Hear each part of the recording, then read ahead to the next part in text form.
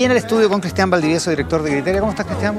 ¿Qué tal, Iván? Bienvenido. Buenos días. Central. Bien, en primaverado nomás, pero bien. Ah, por la alergia. La alergia, evidentemente, como todo. Ya no está rico hoy día, después del frío del viernes, estuvo por bien. lo menos acá en Santiago. Ayer también estuvo rico acá en Santiago. Sí, estuvo bueno, está bueno, bueno. Está mejor la cosa. Último domingo de septiembre, ¿y cómo está la carrera presidencial? ¿Cuántos días dije que faltan? 48, sí. Ahí está, con movimientos leves, ¿eh? Todavía con movimientos leves, Suave. pero suavecitos, pero ni temblores ni terremotos por ahora. Lo que Sí. lo que puede para algunos ser una buena noticia, pero para otros es una mala noticia. Sí, sí. O sea, que no haya cambios, para los que van de atrás, es malo, digamos, ¿no? Sí, ahora igual se van viendo ciertos movimientos, pero en general la posición de los dos que van punteando las encuestas sigue bastante consolidada, más allá de ciertas caídas en la tendencia. Mostramos la papeleta presidencial. Ya no preguntas más por espontánea, ¿no? No, ya se estabilizó la papeleta, hay mucha correlación entre la espontánea y la papeleta y ya empiezan a aparecer nombres medio raros en la espontánea como Optimus Prime y otro tipo de nombres. Perfecto. Ya gente pensando en el 2030, ¿te fijas?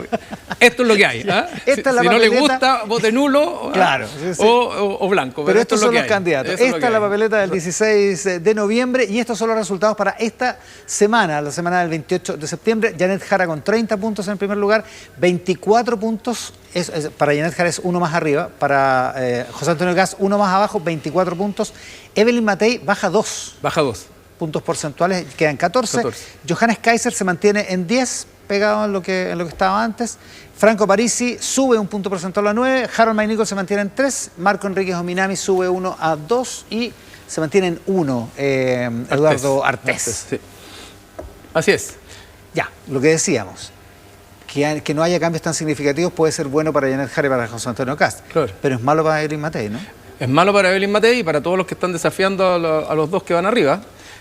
Ahora, si uno mira la secuencia larga, lo que ve es que José Antonio Kast... A ver, primero, que Janet Jara tiene consolidado el 30% de manera bastante estable.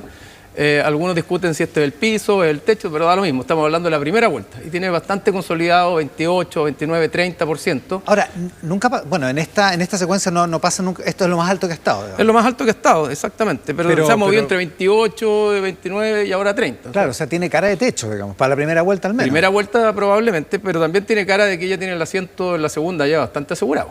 ¿Ah? Sí, sí. Esta idea media, no sé, algo ingenua quizás, de que se pueden alinear los astros. Se podían alinear los astros para la derecha y que pueden pasar dos candidatos. Yo creo que nunca fue una hipótesis verosímil. Rápidamente Janet Jara tomó el 30% del gobierno. Claro, o sea, tendría que pasar algo muy complejo en el gobierno, si tú quieres, para que su propia candidatura se desvaneciera de cara a la primera vuelta. Claro, y eso pasó hace justo 3 meses. Hace justo 3 meses la primaria presidencial, justo después de eso, Janet Jara como que recogió todo el tablero. Así es. Probablemente si Franco Parisi y Johannes Kaiser no tuvieran el desempeño que están teniendo, están en el borde de los 10 puntos, Evelyn Matei tendría una posibilidad, digamos, de claro, lo que uno ve también en la secuencia larga, así como ve la estabilidad de Jara, incluso con una cierta tendencia al alza, también ve que José Antonio Kast ha bajado 6 puntos desde que se instaló la papeleta. Tenía 30, tenía la primera posición en algún minuto y hoy día está en 24. Y esos la papeleta Criteria la empezó a medir el 24 de agosto, ese domingo, porque el 18 fueron las inscripciones y ahí quedó firme. Claro, y tenía 30 y ahora está en 24. Claro, o sea, sumando y restando ha perdido 6 puntos y se ha ido desgranando, pero no decantando hacia alguna candidatura en particular. Es decir, ha ido perdiendo 1 o 2 puntitos que se han ido a Johannes Kaiser, otro que se puede haber ido a Parisi, ¿qué es la mala noticia para Matei? A Harold Maynichol, alguna Matei, pero ella no está recibiendo capitalizando, estos puntos o capitalizando estos puntos que está perdiendo José Antonio Kast. Y eso pone de lleno, de nuevo, una discusión que es bastante obvia, pero que ha sido de alguna manera soslayada, que es que esta es la primaria de la derecha, de alguna manera. Y por lo tanto, el candidato a derrotar por Evelyn Matei es José Antonio Kast y la candidata a derrotar por José Antonio Kast es Evelyn Matei. Claro, no hay de otra. Veamos la siguiente lámina en esta encuesta Criteria de hoy, 28 de septiembre del 2025. Estos son escenarios de segunda vuelta, bastante parejos, pero Kast llegó a tener 50 en el enfrentamiento con Janet Jara, ahora está en 44 contra 35 de Janet Jara. Si la dupla fuera Evelyn Matei contra Janet Jara, eso también, 39 contra 34, números bastante parejos en general, digamos, en toda la secuencia. Franco Parisi contra Janet Jara. Jara tiene 35 y Parisi 29. Pero ahí el nulo, gana el nulo. Claro. Que tiene 36, es mucho. Es mucho, ¿cierto? Y si el caso fuera Johannes Kaiser con Janet Jara, Jara tendría 38, Kaiser 34 y 28 votarían nulo o blanco. Fíjate mala noticia para Kaiser esa. Mala noticia para Kaiser, pero fíjate que yo en general estas segundas vueltas todavía las tomo con beneficio bastante de inventario, ¿eh? Porque todavía hay mucho nulo, mucha gente que el costo de decir uno u otro es cero de alguna manera, y no estamos en un escenario real de segunda vuelta. De hecho, hay votaciones medias cruzadas que son medias paradójicas, o sea, gente que marca, por ejemplo, no sé, Evelyn Matei en primera vuelta y en segunda vuelta puede marcar Jara, varios que hacen lo mismo con Kast, o sea, hay todavía un voto de castigo. Ya, o sea, hay que tomarlo... Mira, yo creo que hoy día decir que Evelyn Matei y José Antonio Kast le ganan a Janet Jara tiene una cierta probabilidad, pero nadie puede asegurar eso porque la segunda vuelta no está instalada. Así como tampoco me tragaría que por defecto Janet Jara le ganaría a Franco Parisi y a Johannes Kast. Estamos en cosas muy preliminares todavía. Eso lo conversamos el 17 de noviembre. Eso lo conversamos el 17 de noviembre y cuando uno pueda decir estoy haciendo una proyección electoral respecto a lo que va a pasar. Aquí estamos sin costo alternativo. Sin costo alternativo. Veamos la siguiente lámina de la encuesta criteria de hoy. Esto es interesante. Sí. ¿Quién crees que va a ser el próximo presidente de la República? Hace algunas semanas, el 25 de agosto, José Antonio Kast tenía 44 puntos en esto. Esto es, no es por quién quieres votar, es quién crees tú, quién piensas que va a ser el próximo presidente. 44 puntos y Janet Jara tenía 28 y ahora tienen 3 puntos de diferencia en esta percepción de triunfo. 35 para Kast, 32 para Jara. Están muy cerca, sí. Impresionante. Claro, lo que demuestra que más que una gran alza de Janet Jara, que la ha tenido, pero no ha sido no es tan enorme, tan relevante, lo que es evidente es la caída en la percepción de que José Antonio Kast va a ser el próximo presidente. Dicho eso, todavía tiene un 35%, es un número que cualquier candidato se querría. Pero también, aún en esta pregunta. Aún en esta pregunta, sí, pues está claramente en primer lugar, pero Janet Jara empieza a crecer y por lo tanto yo creo que esto hay que tomárselo de alguna manera como una sensación de la tendencia que de lo que está pasando hoy día, pero también como una nota de alerta, creo yo, para la derecha, de pensar de que cualquiera va a derrotar a Janet Jara en segunda vuelta. Es algo, yo creo que un poco ingenuo o expresión de deseo, si tú quieres, incluso, porque la segunda vuelta es otra elección. O sea, si la derecha o Jara quieren ganar esta elección, tienen que trabajarla. Sí. Esto no está... Fíjate que me acuerdo que el 2017 muchos decían que Alejandro Guillier tenía más posibilidad de ganarle en segunda vuelta al presidente Piñera que Ricardo Lagos. Y ese era uno de los grandes argumentos de los encuestólogos y el Partido Socialista para decir, mira, en realidad vamos por Guillier porque él le puede ganar en segunda vuelta y porque algunas encuestas muestran que tiene más potencial de ganar en segunda vuelta. La segunda vuelta es otra cosa, Iván. Claro, porque hay que contar los votos primero. Hay que contar los votos. Exactamente. Y eso provoca un efecto. Y la segunda vuelta tiene mucho de campañas negativas también. Votar contra alguien más que por alguien. Siguiente lámina de la encuesta criteria de hoy. Es la disposición de votos de partidos políticos. Esto es bien consistente con otras veces que has preguntado esto, que es que el Partido Republicano sigue teniendo una consistencia más o menos importante. 21% de la gente cree que votaría por candidatos de ese partido. Esto no suma 100, ¿no? No, porque esto es... Puedes elegir más de... Puedes elegir más de uno, es disposición positiva respecto de votar, con una cierta probabilidad alta de votar por ese determinado partido. Y claro, lo que está mostrando es que si la votación fuera ciega por parlamentarios, es decir, que la gente no tuviera el nombre, no estuviera votando por Iván Valenzuela, sino que por el partido de Iván Valenzuela, solo por la marca, el Partido Republicano es el partido que claramente tiene mayor adhesión en la sociedad, tiene un 21%. Y que en general la lista... O sea, al Partido Republicano le conviene poner su logo en los carteles, por decirlo de alguna manera. O sea, los candidatos del Partido Republicano tienen un halo de marca que los favorece en mayor medida que otros candidatos. Y todo el resto con sus diferencias, pero todo el resto es más o menos parejo, como en dos grupos de adhesión, ¿no? Claro, ahora, si uno toma el pacto de libertario, de nacional libertario con republicano y social cristiano, es un pacto que tiene bastante adhesión en general. Y por otro lado, el Partido Socialista... tiene 40. Claro, y por otro lado, el Partido Socialista por primera vez está a 2 puntos sobre el Frente Amplio, que es algo el mundo del socialismo democrático. Que están en el mismo pacto, pero hay una disputa hegemónica. Hay una disputa hegemónica ahí, exactamente. Claro, igual marca harto más el pacto de izquierda. Sí, de izquierda y centro-izquierda. Exactamente. Ahora, Renovación Nacional sigue teniendo 12 puntos, igual bastante más abajo del Partido Republicano, pero la UDI tiene 11, perdón. Entonces, la suma de ambos... 23, son 28 con Evópolis. Ahora, uno no puede sumarlos matemáticamente, sino que estamos viendo el efecto de la marca, porque al final del día hay una lista claro, donde van distintas marcas. Pero da un cierto orden de magnitud, claro. Eso es una manera de mirarlo, claro, ¿no? claro. Sí, ya. Bueno, y lo que muestra también que de alguna manera si la oposición hubiera ido toda en una misma lista o que la derecha hubiera ido en una misma lista, se hubieran favorecido por el peso de los distintos partidos. Pero eso también lo vamos a contar el 16 de noviembre en la noche. Vamos a empezar a saber 16 de noviembre en la noche. cómo está la cosa. Ya, siguiente lámina de la encuesta Criteria de hoy. Esto es... preguntaste por la eutanasia. Sí, nos preguntamos por la eutanasia. Creemos que es un tema valórico muy importante y que además está en discusión. Y ¿lo cuento yo? Sí, cuenta, dale. Aquí hay dos opciones. A continuación te pedimos que por favor nos indique cuál de las siguientes situaciones te identifica mejor. Uno es terminar con la vida de los enfermos incurables. Eutanasia es un acto justificable bajo cualquier circunstancia. Y eso tiene hoy día un 72% de adhesión en la ciudadanía versus un 28% que dice que no existe ninguna circunstancia que justifique la eutanasia. Ahora, son números que se han ido acercando.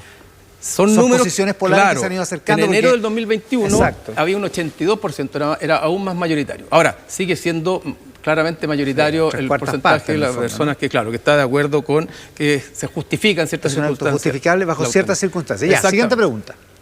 Sobre la eutanasia. Aquí también tenemos una comparación en 2 años, en 2 ciclos.